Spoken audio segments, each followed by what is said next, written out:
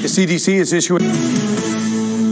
CDC is issuing a new hepatitis alert and asking doctors to take liver samples from sick kids to test for adenovirus. This is 5 children have now died from the strange outbreak. Here with more and what you need to know, Fox News medical contributor Dr. Nicole Saphier. Dr. Saphier, when did this become a problem?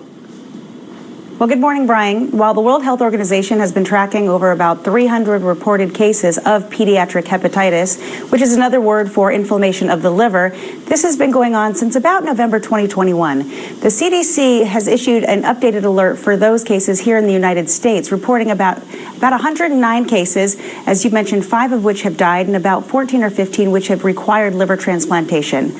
Over half of those children have tested positive for adenovirus, which is a very common springtime virus. The majority of children have it, causes a common cold, GI symptoms. You know, the question is this what is causing the hepatitis? They've kind of ruled out the most common sources, which are actual hepatitis viruses. The majority of children have not tested positive for SARS-CoV-2, which causes COVID-19. And the majority of the children are under the age of 5, so therefore they haven't actually had the COVID vaccine. So what is causing this? They're not entirely sure right now. It'll probably be multifactorial, meaning multiple things cause it. You know, one concern I have is that our children have been essentially sheltering in place for the last 2 years. They haven't had the same social interactions they've been used to. So it's possible their immune systems are down and they're having more severe response to common pathogens. Also, when we talk about supply chain, it's definitely affecting the medical community. Now we understand there's going to be a shortage of iodine. What's significant about that? What are you using that for? Well, this is a big issue, Brian. And so what we're seeing right now is a shortage of iodinated contrast. That is contrast that is used in CT, otherwise known as CAT scans. When you go and get a CAT scan, you get intravenous dye that helps for diagnosis and treatment purposes.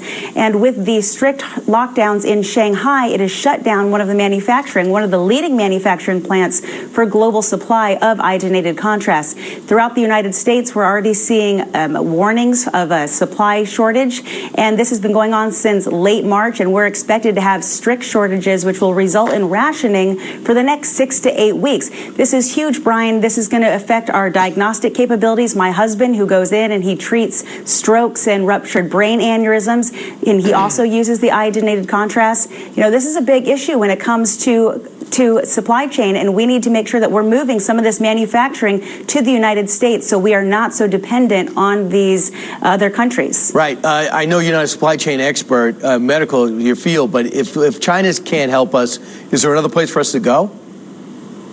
You know, there are smaller manufacturing companies. Unfortunately, at this point, they would have to ramp up their production, and we still wouldn't get it for many months to come. And actually, the manufacturing plant in Shanghai has already begun manufacturing again, but they were shut down for about 2 months. So we will see a 2-month lag.